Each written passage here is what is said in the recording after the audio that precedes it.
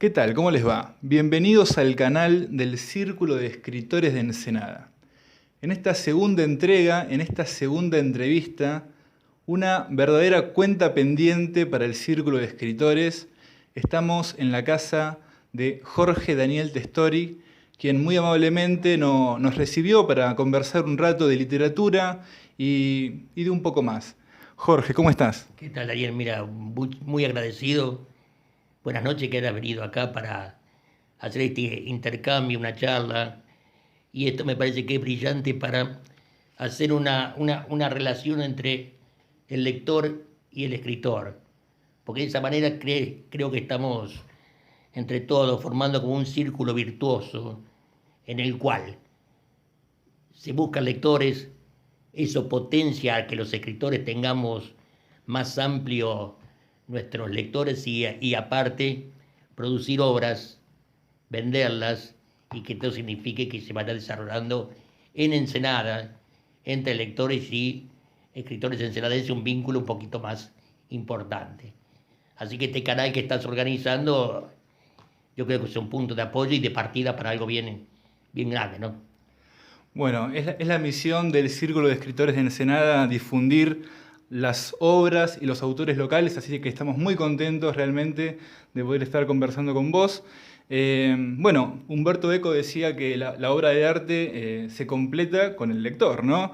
Así que, bueno, bienvenido sea entonces este espacio, esta charla.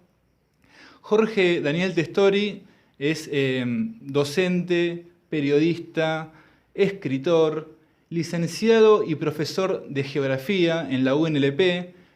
Corregime si me equivoco, Jorge, pero ¿qué falta a ese CV o si hay algo que está incorrecto? Lo que falta es lo más importante, soy un gran lector. A mí la lectura fue lo que me llevó a movilizarme para un montón de cosas, porque no soy simplemente para poder escribir, sino que aprender a escribir, aprender a entender, y aparte me relaciono con todo tipo de arte. Me gusta la música, me gusta la pintura, por supuesto la poesía, y bueno, todo a partir de la lectura. Así que soy un buen lector y con eso he aprendido bastante. Trato de impregnarlo en mis obras, pero bueno, cuesta mucho porque uno no termina nunca de aprender estas cosas. La literatura es un trabajo infinito, nunca se termina. Siempre estamos trastabillando, tratando de sumar a aprendizaje, pero eso es lo bueno, que te da infinitas posibilidades de hacer todo lo que uno vaya tratando de crear, ¿no? Tal cual, coincido y me vino mucho en tu respuesta a Borges, ¿no? Que se enorgullecía más por los libros que había leído, decía, que por lo que había escrito, quizás con alguna falsa modestia, no lo sabemos. Pero bueno, hay cierta verdad en esas palabras de Jorge Luis Borges, quizás el máximo escritor de la literatura argentina. Bueno, Jorge Daniel Testori ha publicado cuatro libros en formato físico, en papel, por una editorial bastante conocida de la región, que es Ediciones al Margen, donde han publicado autores de bastante renombre, ¿no? Y el último de todos ellos, un libro del que disfruté mucho, El Caballero, el Otro y Yo, que ahora Jorge me va a confirmar, son ficciones que Jorge iba publicando en un diario acá ensenadense, ¿verdad, Jorge? Exactamente, sí. Son cuentos cortos en los cuales siempre entre la ficción mezclo personajes reconocibles de Ensenada, amigos, parientes, gimnasia, cambaceres, todas cositas que son propias de los ensenadenses. Y bueno, yo escribía durante mucho tiempo en el diario Primera Página de Ensenada, y toda esa recopilación de años de trabajo las incluí en este libro. Tipo Roberto Argo en las Aguas Fuertes. Agua fuerte ensenadenses. Y acá se llama el Caballero, el Otro y Yo. Significa el Quijote, Sancho Panza y yo. Una serie de desventuras que me llevan a mí a transitar por los lugares clásicos de la ciudad, de la región. Y aparte como me gusta mucho la música, hay incluido temas sobre los Beatles, temas futbolísticos como Maradona, un montón de aprendizaje que uno va tomando de la vida común. Y ahí está el reflejo de unos 10 años de trabajo de publicar mis aguafuertes en el diario Primera Página. Bueno, realmente disfruté bastante de este libro, lo voy a mostrar a la cámara. Y esto es una lectura muy particular, ¿no? Muy personal, pero me hizo acordar un poco a Sábato, su primer libro, publicado en 1945, Uno del Universo, que es una serie de ensayos muy cortitos, muy heterogéneos. Y acá también tenemos mucha temática heterogénea. Y algo de, bueno, mucha ironía vi, mucha ironía, muy bien construida, muy original, como bien creativa esa ironía en los relatos. Y también, como decías vos, muchos personajes históricos y ficticios que se van mezclando. Incluso vos te ponés a veces como personaje también, y eso también me remitió un poco a Borges, ¿no? Salvando las distancias.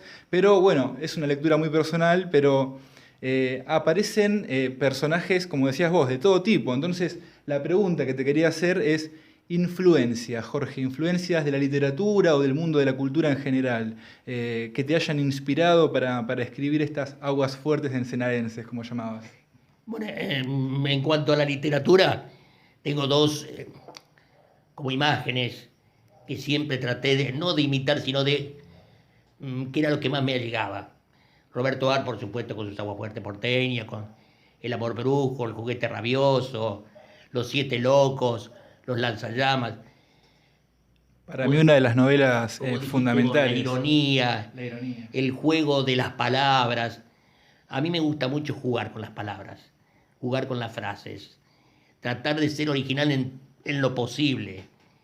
Y de ahí, bueno, también después como geógrafo me interesó mucho la creación en total de don Eduardo Galeano, las venas abiertas de América Latina, los fuegos, y él te va descubriendo todo lo que es la América empobrecida, la América sujeta a decisiones externas, y eso en la geografía es muy importante, porque para tomar conciencia de lo que es tener países con una riqueza inmensa y nunca poder llegar a disfrutarlos, bueno, de ahí aprendí mucho, de Eduardo Galeano, que junto con Roberto Ar, dentro de una parte de la literatura es lo que me gusta. Por supuesto, la poesía forma parte también de mis gustos. La poesía clásica, Neruda, Benedetti, Ernesto Cardenal, y a través, como yo lo interpreto, fue llevada a la masividad a través de los cantautores. Serrat, Sabina, Silvio Rodríguez, Pablo Milanés, hasta incluso me gusta mucho la literatura del gran Robert Zimmerman, Bob Dylan. Y bueno, todo eso hace que me haya llevado también para mis textos darle un color, buscar en la pintura me encanta. Me encanta, por supuesto, Picasso, Dalí, Miró, y forman parte de lo que yo escribo. También están las pinturas dentro de los cuadros que yo hago textuales.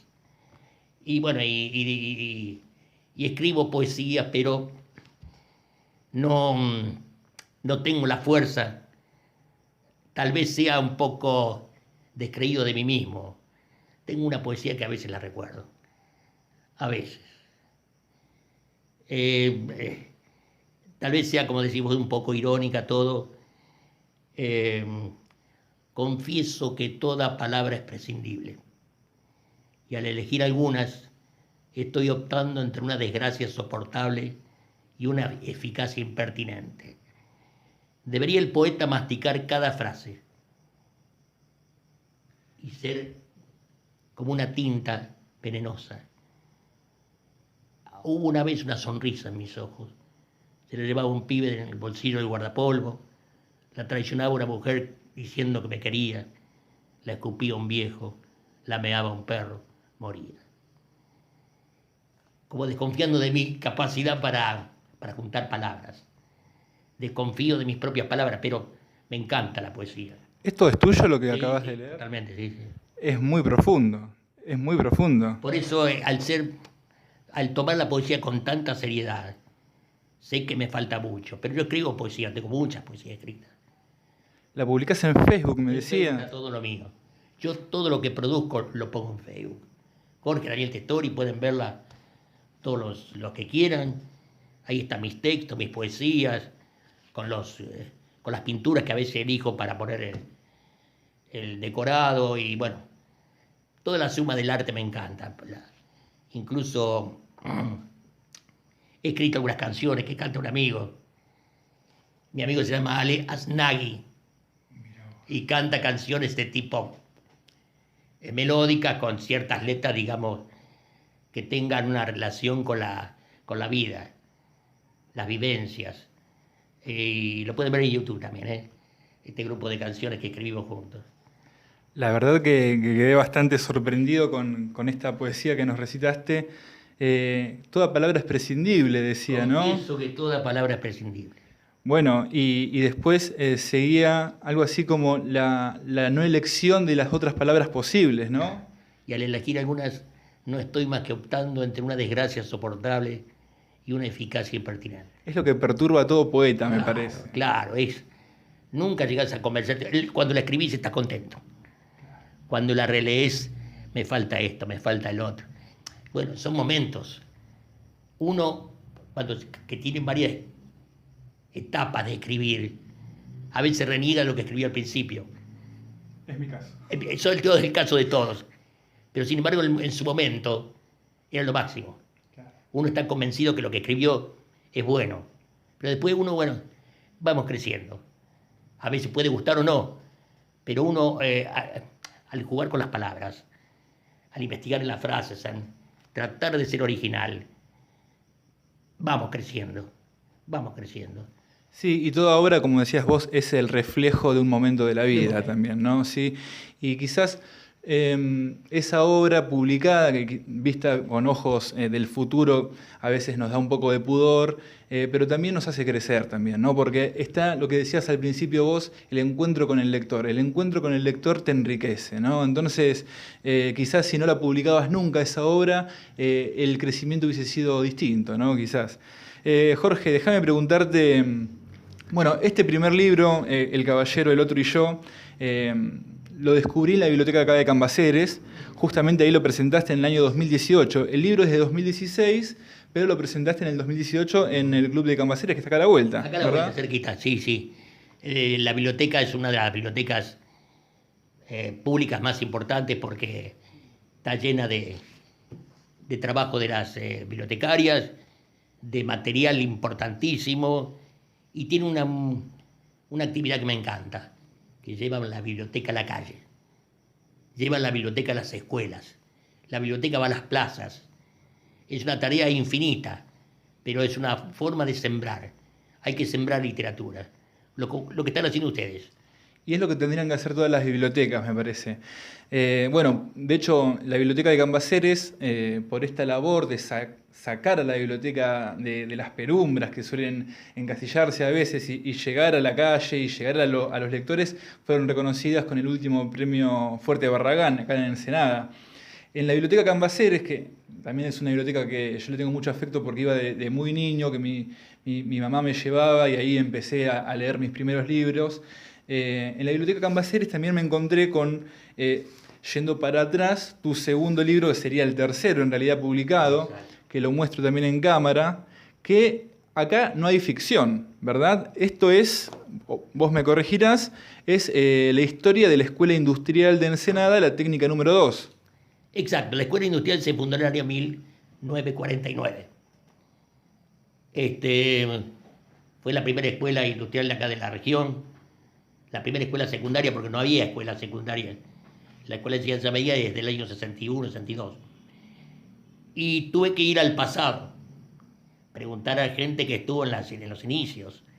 Así que, bueno, entrevisté a profesores, personal no docente, exalumnos, y entre todos hicimos un compendio, una suma de anécdotas, datos, mencionamos a todo el personal que trabajó, algunas epopeyas que hubo, como construir la escuela en una sala hospital.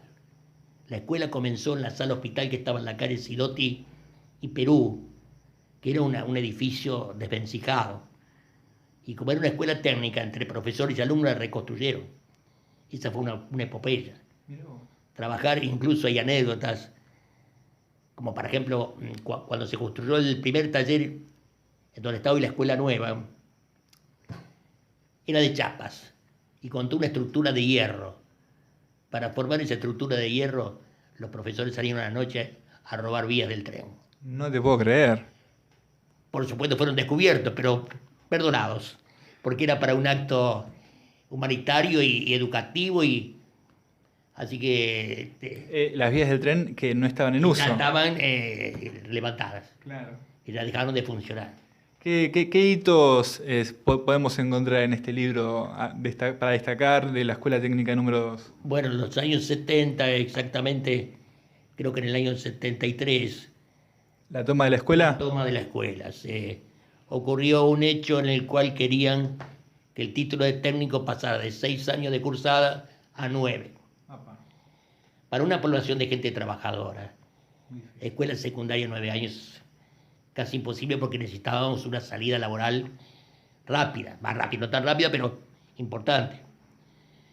Entonces los alumnos, con el aval de padres y las autoridades de la escuela, tomaron el colegio por 60 días, y bueno, con todo ese trabajo y la publicación de esa idea se ganó, y la escuela volvió a ser una escuela técnica con 6 años para recibir el título.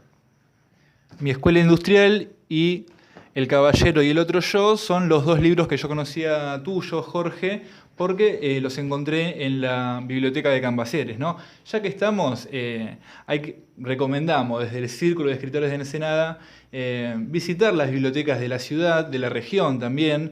Tenemos lindas bibliotecas en Ensenada, la Biblioteca Municipal, la Biblioteca de Cambaceres, la Biblioteca del Dique, de Unidos del Dique. Sigue estando en pie aún la Biblioteca de Punta Lara. Hoy los libros están muy caros, y las bibliotecas te dan acceso gratuito a la lectura, a la cultura en última instancia. Pero bueno, visitándote, Jorge, me enteré que tenés 2 libros más publicados. Bueno, a ver, ¿Mi escuela industrial de qué año es? Ese del año 2013. 2013. 2016 es El Caballero, el Otro y Yo. De 2013 es Mi escuela industrial, y anteriormente habías publicado también por Ediciones al Margen. Bueno, este libro que se llama Entre el Cero y el Infinito, del año 2011. Y el primero de todo se llama Tejedor de Historias, del año 2009. Y como dijiste, cuesta mucho un libro. Cuesta mucho producirlo y editarlo.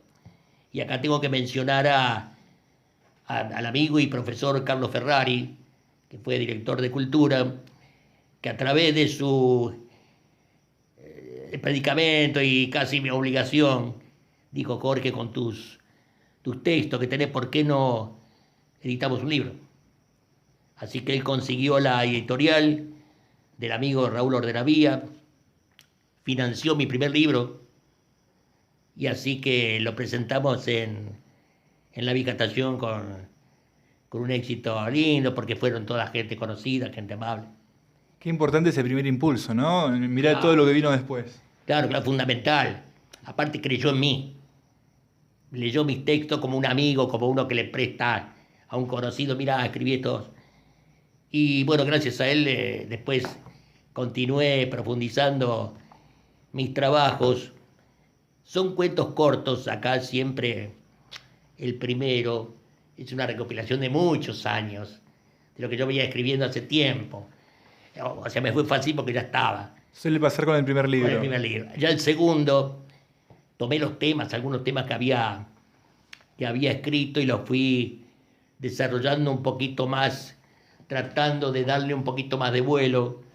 Y son temas que siempre son relacionados con Ensenada. Ese es mi objetivo. Cada texto que escribo tiene que ver con lo que yo soy. Yo soy Ensenada, soy El Arroyo, soy la Escuela 3, soy la Escuela Industrial, soy Defensores, soy la Vieja Estación, soy todo lo que tiene que ver con Ensenada. En tu literatura está Ensenada presente. Bueno, me consta por las cosas que he leído hasta aquí. en estos dos primeros libros no son la excepción, ¿no? No. La continuidad es esa. ¿Qué me representa a mí? Yo nací en Ensenada, viví toda la vida en Ensenada, así que acá está mi impronta, está mi color, están mis acuarelas. Así que, es más, en el primer libro acá está mi vieja casa, En la tapa. esas antiguas casas de chapa y madera, que yo vivía en la otra cuadra, a 50 metros del Arroyo La Fama. Por lo tanto, las casas se hacían sobre pilotes de madera. Y uno cuando se portaba mal se iba a esconder abajo de la casa. Bueno, así que mi casa, mi Arroyo La Fama, mi club náutico, mi club Defensores, son los espacios que están acá reflejados. Y acá ves que está el club Defensores, mi pasillo, el pasillo de mi casa. Sí. O sea, soy yo. Bien o mal, regular, pero está toda mi historia metida acá entre estos papelitos. Bueno, y hablando de Ensenada, tengo entendido que fuiste colaborador del gran Carlos Aznagui, que ha escrito el libro fundamental, creo yo, de la historia ensenadense, ¿no? ¿Qué nos podés contar de eso? Primero que yo soy de Gimnasia. La primera obra que encaramos, él es el escritor, yo un colaborador. La primera obra que encaramos yo como ayudante fue cuando el club cumplió Gimnasia 100 años. Escribió el libro del centenario de Gimnasia. Menos. Sí, del año 1882, 1982. Así que tuve que leer toda la historia de Gimnasia, todos los libros de acta buscando datos, y se editó y se hizo una obra inmensa para el centenario de Gimnasia, así que... Ahí también estuviste como colaborador. Como colaborador, buscando datos, investigando, y él era el redactor principal, yo un colaborador. Y aprendí a valorar la historia. Después cuando él comenzó en los años, el profesor Aznagui tiene materiales de toda la vida buscando y hurgando y tratando de rescatar historias. Así que me llamó también para trabajar por el libro que se llama Ensenada, una lección de historia. Trabajamos 4 años. 4 años buscando datos en geodesia, planos, buscando la fotografía de las personas que la tenían escondida, guardadas, con la historia misma. La historia misma. Bueno, y ahí está reflejada desde el descubrimiento de la caleta, la Ensenada, hasta más o menos el año 1970, cuando ya pasada la autonomía municipal y que empezamos a desarrollarnos como un polo industrial importante. Bueno, Ensenada es una ciudad que tiene muchísima historia, ¿no? Fue fundada en 1801, antes incluso que el país, ¿no? Sí. Tiene hitos muy importantes, como las invasiones inglesas, donde se ofreció resistencia al Reino Unido, ¿no? Charlábamos fuera de cámara la batalla naval contra Brasil. ¿Qué otros hitos de la historia de Ensenada te parece que son como importantes para que los actuales ensenadenses, los contemporáneos, sepamos, ¿no?, acerca de ellos? Bueno, Ensenada comenzó siendo una parte del partido de la Magdalena, que estaba a partir de Quilmes hasta el sur, terminaba en la zona de Punta Indio y un poquito más lejos. Pero bueno, como era un inmenso territorio desconocido, casi virgen, comenzó a poblarse, ¿no? Y a partir de 1801, el virrey Marqués de Avilés fundó una villa, la Villa Nuestra Señora de la Mercedes y Puerto de la Ensenada. Así se llamaba originalmente. Ahí está la patrona nuestra. Y ahí está la patrona nuestra, sí. Y la patrona tenía la primera capillita chiquitita, cerca del Arroyo de la Fama, a 30 metros, 50 metros. Pero ¿qué pasa? Las inundaciones continuas la destruían, así que se trasladó al centro. Y ahí quedó. Bueno, era partido de Magdalena hasta que en el año 1821, después de la Revolución de Mayo, se estableció que acá tiene que haber un juez de paz. Y al haber un juez de paz establecimos un partido independiente. Siempre el puerto es fundamental, ¿no? El puerto es fundamental porque era un puerto importante, porque, como dijimos, la Ensenada es un lugar protegido de los vientos y las mareas, Así que recalaban los barcos para arreglarse, para abastecerse y para hacer el tráfico también El contrabando. de mercancías, sí, sí, sí. Así que en el año 1821 tuvimos un juez de paz, somos partido. Y bueno, entre la disputa de la hegemonía de Buenos Aires con el puerto de la Ensenada, siempre fuimos relegados.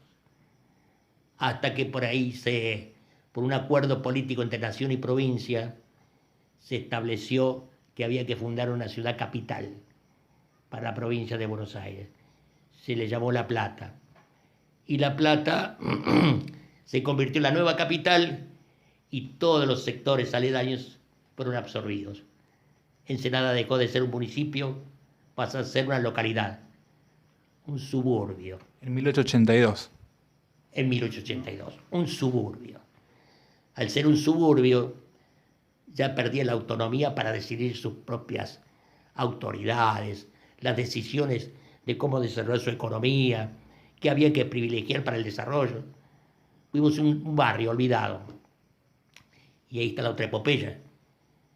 Pasaron muchos años y en 1957, 56 comenzó el proceso. Instituciones tanto de Punta Lara como del Dique o de la isla y el centro comenzaron a movilizarse para obtener la autonomía. Tenemos que ser independientes como corresponde, decidir por nosotros mismos. Y esta fue una gran epopeya. Ahí Berisso también Y cobra... Berisso Unísono también hicieron lo mismo. Claro. Porque ya te digo que éramos un suburbio sin importancia. Éramos el lugar donde se trabajaba y se dormía. Nunca teníamos asfalto, ni luces, ni las instituciones tenían algún tipo de ayuda. Todo era para La Plata. Y La Plata que se fundó en las Lomas de la Ensenada. En las Lomas de Ensenada. Me contabas también, fuera de cámara, sobre el Palacio Piria, ¿no? Que uno cree que a veces, al pasar, que los construyó Francisco Piria, pero en realidad no, ¿no? Bueno, pero quedó en la historia como el Palacio Piria. Resulta que para los años finales del siglo XIX, había acá en La Plata una familia muy adinerada que eran, el patriarca, el padre era un catalán llamado Castells. Y como se veía que estaba en desarrollo la región, comenzó a comprar terrenos. Compró terrenos en lo que hoy se llama Villa Castells, compró terrenos y le puso Elisa a Villa Elisa por su hija, y compró todos los terrenos que estaban en esa franja, que viene de Villa Elisa, Gonet y Punta Lara. Toda una franja. Y tuve la idea de hacer una construcción, como en esas épocas fastuosas, un palacio, y comenzó a construirse el Palacio Piria, que lamentablemente él murió y el que lo terminó fue su hijo en el año 1910, hecho con la mejor calidad de materiales, los más lujosos, traía mucho de Europa. Y en el año 1925, al quedar casi abandonado, un inversor uruguayo, Francisco Piria, quiso hacer un balneario similar al que él tenía en Uruguay. Pero la burocracia también se lo impidió y papeleo. El palacio pasó de provincia al municipio, del municipio a provincia y terminó en lo que es hoy, ruinas. Sí, lamentablemente abandonado el Palacio Piria, pero bueno, un hito arquitectónico, la verdad, magistral, ¿no? Único. Me contabas también, Jorge, algo interesante, ¿no? El nombre de las principales calles, a qué se debe también, y el nombre de las escuelas también, ¿no? Me resultó muy interesante esas historias que me contabas, si querés comentar un poquito. Todos nosotros transitamos por lugares comunes y a veces no nos preocupamos para saber cuál es el origen. Yo fui a la escuela 3, que se llama Guillermo Granville, fue un marino muy importante que participó en la guerra contra el Brasil y todo eso. Y era un marino, al igual que Hipólito Bouchard, otro marino que también fue muy importante porque llevó la noticia de la independencia de Argentina por todo el mundo. En el buque llamado La Argentina, que no casualmente partió del puerto de la Ensenada desde el Arroyo de la Fama. Moreno, me contabas que había partido de acá también. Moreno, en su viaje final, cuando fue separado de la primera junta, lo querían, como las políticas de él no le gustaba mucho a Saavedra, lo mandaron en una misión diplomática, partió de un buque desde acá, desde el Arroyo de la Fama, y el Arroyo de la Fama tiene ese nombre porque lo llevó una goleta que tiene el nombre Fame, de Fame. Y ahí fue el viaje final de Moreno, a través de lo que se dice una descompostura o una mal medicación, pero realmente no lo querían y era peligroso para el gobierno conservador que había quedado. Mucha suspicacia despertó ese viaje. Sí, la verdad que sí, y perdimos junto con Belgrano y los baluartes de la Revolución de Mayo. Sí, uno de los ideólogos más brillantes, sí, me parece. Por la charla, me parece que fue para Ensenada muy importante la guerra contra el Brasil también, ¿no? Porque recuerdo que también me contabas que el camino a Rivadavia fue hecho por esclavos brasileros que a partir de esa guerra, ¿no? Prisioneros de guerra. Sí, Alvear, que era un militar también muy relacionado con San Martín, durante la guerra traía los prisioneros para sacarlos del medio o sea, no había que matarlos ni fusilarlos, nada de eso, sino que traerlos para que trabajen como mano de obra esclava. Los trajeron, los necesitaban en Ensenada porque Rivadavia había tenido la idea de crear un camino que una el puerto de la Ensenada con las lomas de la Ensenada, porque por ahí pasaba el camino que iba hacia la ciudad de Buenos Aires. Necesitaba una conexión, porque era todo barro, bañados. Entonces hicieron un camino con una base de troncos de árboles de acá de la región, lo rellenaron con chilla, producto de acá de la zona de Berisso y Magdalena, y por eso se llama Camino Blanco, porque de noche como reflejaba esa blancura de todo el material calcáreo de las conchillas. Sí, bueno, Camino a Rivadavia es uno de los accesos principales a Ensenada. Y después tenemos importantes avenidas. Bueno, Almirante Brown, que es la costanera que recorre Punta Lara, obviamente también por este contexto de la batalla de Brasil, donde Guillermo Brown fue muy importante, ¿no? Pero bueno, Enrique Bocinga, Sestino, Horacio Sestino, las otras principales avenidas, ¿de dónde sale? Estamos hablando de las calles que tienen nombre de personas que estuvieron acá. Claro. Casi creadores de la ciudad de Ensenada, porque, por ejemplo, uno de los primeros boticarios fue don Francisco Sestino. La calle que está en el fondo de Cambaceres lleva su nombre. Él era un gran conocedor de la medicina, que fue autorizado por el propio gobierno para que la ejerza sin ser médico, y acá en Ensenada llegó y puso una botica. La primera botica, y aparte actuaba como médico. El hijo, don Horacio Sestino, fue también un boticario, un farmacéutico ya recibido de gran calidad, y por eso estas calles llevan los nombres de Sestino, Francisco y Horacio. Bocinga era un navegante que de muy pequeño salió a navegar por los mares, era holandés, un país muy marítimo, y llegó justamente a Ensenada, donde para la creación del puerto había una empresa holandesa, llamada Waldorf. Entonces fue contratado por la empresa como traductor, como ayudante, y más tarde se puso como proveedor de materiales para el puerto y para las embarcaciones. Así que la calle que se llamaba Circunvalación, que era la última que estaba lindando a las lomas, quedó con el nombre Bocinga. Es la que entronca con la costanera Almirante Brown. O sea, después de Bocinga prácticamente no había nada, ¿no? Y en muchos marinos, ¿no? Entonces en Ensenada, fundamental. Ensenada siempre, por ser puerto, en una zona en el cual los nombres de marinos fueron...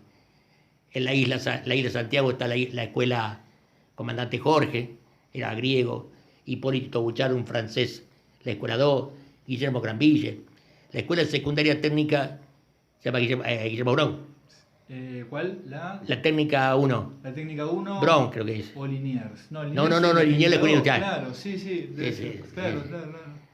Sí. Es una impronta marítima, sí. Claro, propia del puerto, ¿no? Del puerto. Que es básicamente el motivo por el cual estamos acá, me parece, ¿no? El puerto. Bueno, Jorge, la verdad que un gusto esta charla con vos. Es muy, muy hermoso conocer un poco de la historia, nuestras raíces, ¿no? Como ensenadenses. Te quisiera preguntar también, porque sé que tenés un libro inédito que tiene que ver con el rock. ¿Nos quisieras contar un poquito como para ir redondeando un poco? Sí, mira, a mí siempre me gustó la música, ¿no? Y desde chico, con uno que nació en el año 55, cuando tenía 10, entonces llegaron los Beatles. Y llegaron los Rolling Stones, y uno era un cambio importante en todo sentido. Un cambio de mentalidad, de liberarse. Y bueno, yo de chico, mi hermano me llevaba a recitales, festivales de rock.